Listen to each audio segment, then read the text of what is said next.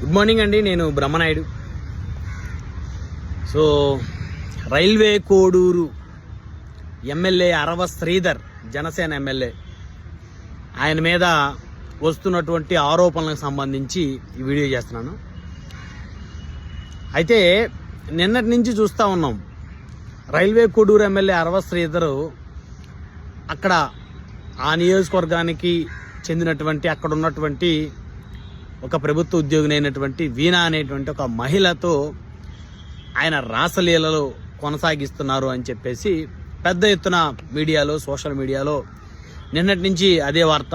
సాధారణంగా ఎమ్మెల్యే స్థాయి వ్యక్తుల మీద ఇలాంటి ఆరోపణలు వచ్చినప్పుడు మీడియా అటెన్షన్ బాగా ఉంటుంది, అది అందరికీ తెలిసిన విషయమే. అయితే అసలు ఏం జరిగింది అనేటువంటి అంశం కనుక మనం ఒకసారి వివరాల్లోకి వెళ్తే, ఆవిడ ఎవరైతే వీణా అనేటువంటి ఆ మహిళ ఎవరైతే మాట్లాడుతున్నారో, నిన్న ఆవిడ ఇచ్చినటువంటి ఇంటర్వ్యూ కానీ లేకపోతే ఆవిడ రిలీజ్ చేసిన వీడియోస్ కానీ చూశాను నేను. ఆవిడ వాయిస్, ఆవిడ మాట్లాడుతున్న మాటల్లో ఒకటైతే నాకు చాలా స్పష్టంగా అర్థమైంది. అరవ శ్రీధర్ ఆవిడ ఇద్దరు ఒకరికొకరు పరస్పర అంగీకారంతోనే వాళ్ళిద్దరూ జర్నీ చేశారనేది అయితే చాలా క్లియర్. ఎందుకంటే పార్టీలకు అతీతంగా మనం మాట్లాడుకోవాల్సిన అవసరం ఉంది. గతంలో కూడా నేను, మీ అందరికీ తెలుసు, ఒక అంశాన్ని బట్టబయలు చేశాను. కదిరి నియోజకవర్గంలో ఒక పిల్లవాడు అన్యాయంగా ఒక గర్భిణీ స్త్రీని కాలితో తన్నాడు, అతను వైసీపీ కార్యకర్త అని చెప్పిన క్రమంలో అతను ఫస్ట్ థింగ్ గర్భిణీని కాలితో తనలేదు, ఫస్ట్ థింగ్. సెకండ్, అతను వైసీపీ కార్యకర్త కాదు, జనసేన అభిమాని అని చెప్పేసి దాన్ని బయట పెట్టినటువంటి వ్యక్తిని నేను. అది ఈ రోజు కూడా వాస్తవం. అది దాన్ని ఇంకా అంశం వదిలేద్దాం. సో దాని మీద చాలా మంది చాలా అభిప్రాయాలు చెప్తూ వారి వీడియోలు ఏదో చేశారు, బట్ నేను అవేమి పట్టించుకోలేదు. ఆ కేసు కూడా వాళ్ళు కాంప్రమైజ్ అయిపోయారు, అదంతా అయిపోయింది, అది పక్కన పెట్టేస్తే. అంటే ఇవన్నీ ఎందుకు చెప్తానంటే, ఒక పార్టీకి నేను ఎక్కడ మద్దతుగా మాట్లాడేవాడిని కాదు. నా అభిమానం నాకు ఉంటుంది, అందులో డౌట్ లేదు. నేను మెగా కుటుంబ అభిమాని, అది అసలు ఓపెన్గానే చెప్తాను. ఎందుకంటే మనసులో ఒకటి పెట్టుకుని పైకి ఒకటి పెట్టేటువంటి మనస్తత్వం అది కాదు. కూర్చొని రకరకాలుగా సూక్తులు చెప్పేటువంటి వాళ్ళు లోపల విషయాన్ని పెట్టుకొని ఆ విషయాన్ని జనం మీదకి చాలా తెలివిగా చిమ్ముతూ ఉంటారు. బట్ నాది అలాంటి మనస్తత్వం కాదు. మనం ఉన్నది వాస్తవంగా మాట్లాడుకోవాలి. ఎందుకంటే ఈ ప్రపంచంలో ప్రతి మనిషికి కులం ఉంటుంది, గోత్రం ఉంటుంది, ఇంటి పేరు ఉంటుంది, కుటుంబం ఉంటుంది, భార్య బిడ్డలు ఉంటారు. అలాగనే వారు అభిమానించే రాజకీయ పార్టీ కూడా ఉంటుంది. కాబట్టి అవన్నీ పక్కన పెట్టి మనం వాస్తవాలు మాట్లాడుకుంటే, అరవ శ్రీధర్కి సంబంధించినటువంటి అంశంలో క్లియర్గా కనుక చూస్తే, అతను బెదిరించి నీ బిడ్డని చంపేస్తాను అని చెప్పేసి వీణా అనేటువంటి మహిళ మీద పలుమారులు రేప్ చేశాడని చెప్పేసి ఆవిడ చెప్తున్నటువంటి మాటల్లో పూర్తిగా అవాస్తవం ఉన్నట్టు నాకు అర్థమైంది. ఇప్పుడు ఆవిడ ఇంకొక వీడియో కూడా చూశారు, నేనే రిలీజ్ చేశాను సోషల్ మీడియాలో. ఆవిడ ఒక జర్నలిస్ట్ మీద చాలా దారుణంగా ప్రవర్తిస్తూ ఒక చేతిలో ఒక పెద్ద చైన్ లాంటి ఒక ఆయుధం లాంటిది తీసుకొని ఆమె విపరీతం కొట్టేస్తుంది, ముఖం మీద కొడుతూ లకారం భాషతో తిడుతుంది. ఆవిడని చూస్తే ఆ వీడియో చూసిన వాళ్ళే భయభ్రాంతులు గురవుతూ ఉన్నారు. నేను కూడా భయపడ్డా, ఎవడేంటి మహిళలు ఇంత బాబోయ్ ఇంత వైలెంట్గా ఉన్నారేంటి, ఎవడేం లేడీరా బాబు అనుకున్నాను. ఎందుకంటే మహిళలు చాలా సెన్సిటివ్గా ఉంటారు కదా, సాధారణంగా 80% మహిళలు సెన్సిటివ్గా ఉంటారు. సో ఆవిడ ఒక జర్నలిస్ట్ని, అందులోనూ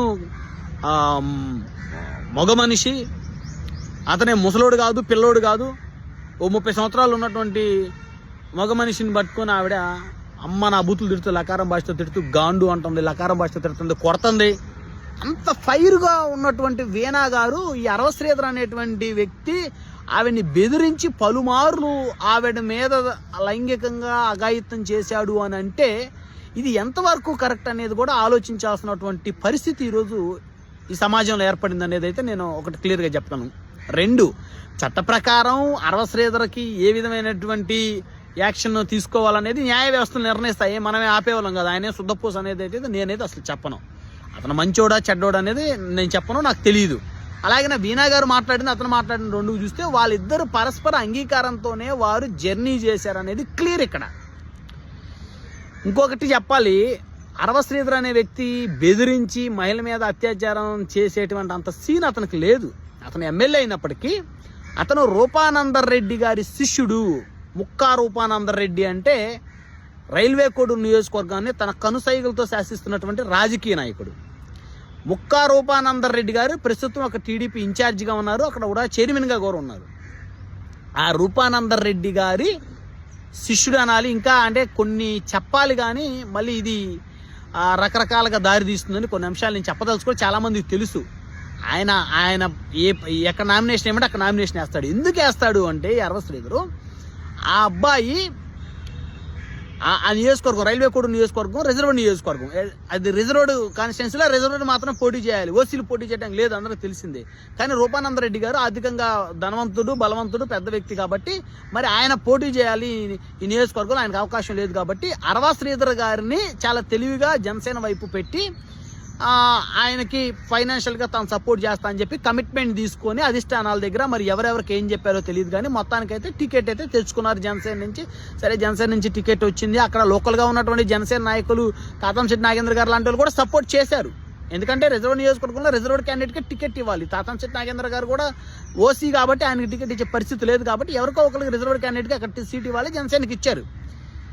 అక్కడ రూపానందరెడ్డి గారు ఆర్థికంగా మొత్తం ఆయనే ఉండి చూసుకున్నాడు. ఈరోజు కూడా ఆయనదే పెత్తనం. అక్కడ ఆర్థిక లావాదేవీలు చూడాలన్నా, ఎక్కడన్నా ఒక ఆర్డర్ పాస్ చేయాలన్నా, సిఐలు మార్చాలన్నా, ఎస్ఐలు మార్చాలన్నా, అధికారులు మార్చాలన్నా రూపానందరెడ్డి గారే అక్కడ అనఫిషియల్ ఎమ్మెల్యే. అరవ శ్రీధర్ అనేటువంటి వ్యక్తి జస్ట్ కేవలం ఒక రబ్బర్ స్టాంపు అక్కడ నియోజకవర్గంలో. ఇది అందరికీ తెలుసు అక్కడ.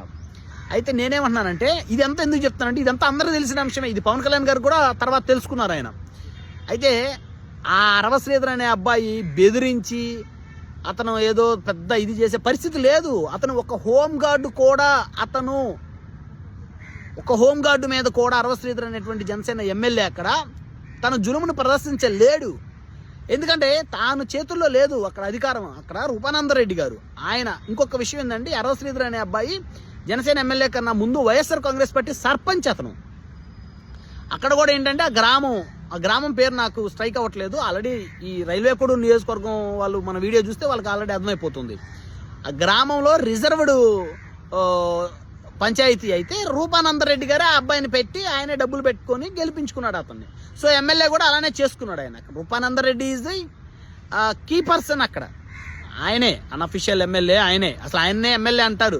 ఆయన పిల్లలు వాళ్ళందరూ కూడా ప్రభుత్వ కార్యాలయాలకు వెళ్ళి తనిఖీలు చేస్తారంతా వాళ్ళే చేస్తారు. ఈ అబ్బాయిని ఊరికే పక్కన పెట్టుకున్నారు. మరి పెట్టుకోకపోతే ఇప్పుడు మీడియా వ్యవస్థ పెరిగిపోయింది, మళ్ళంటి వాళ్ళు మనం క్వశ్చన్ చేస్తాం కదా, మరి ఎమ్మెల్యేని ఈ విధంగా దారుణంగా ఇచ్చేస్తున్నారని.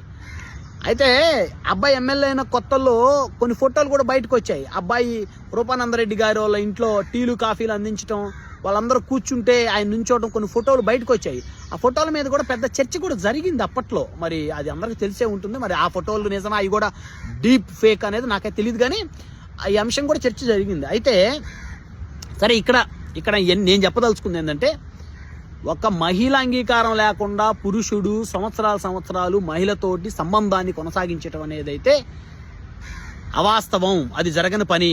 ఇక్కడ మన వీడియో చూసేటువంటి వైసీపీ మిత్రులు కానీ లేకపోతే టీడీపీ మిత్రులు, జనసేన మిత్రులు, ఎందుకంటే ఇప్పుడు అంతా పార్టీలు పెట్టి పిలవాల్సిన దౌర్భాగ్యమైన పరిస్థితి ఆంధ్రప్రదేశ్లో. సరే జనసేన మీద వైసీపీ కోపం ఉంటుంది, వీళ్ళు దొరికారు కాబట్టి వాళ్ళు తొక్కుతారు, తప్పులేదు. గతంలో వైసీపీ వాళ్ళు ఫోన్లు మాట్లాడుతూ దొరికారు, వీడియో కాల్ దొరికినాయి కాబట్టి వీళ్ళు దొక్కారు వాళ్ళని సోషల్ మీడియాలో, వాళ్ళని ఉతికారేశారు అండేశారు. కాబట్టి నేనేమంటానంటే మహిళల అంగీకారం లేకుండా సంవత్సరాలు ఒక పురుషుడు తన యొక్క వారితో సంబంధాన్ని కొనసాగించటం అనేది జరగని పని.